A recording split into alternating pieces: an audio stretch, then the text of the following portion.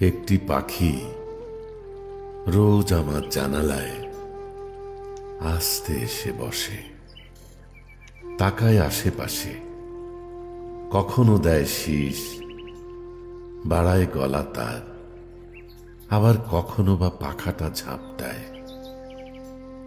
পালকে তার আঁকা কিসের ছবি যেন, দু চোখে আছে জমা মেঘের স্মৃতি কিছু।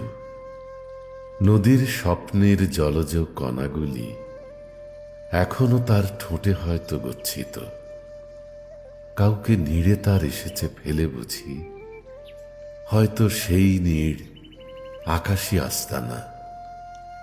তাই তো চোখ তার এমন গাঢ় নীল, মেললে পাখা, জাগে নীলের উৎসব।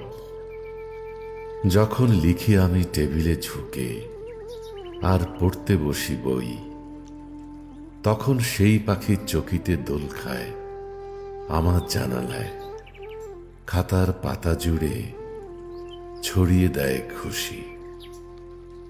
আমার মৃত্যুর পরেও যদি সেই সুনীল পাখি আসে আমার জানালায়, আবার শীষ দেয়, আমার বই খাতা যদি সে ঠোকরায়, দিও না বাধা তাকে।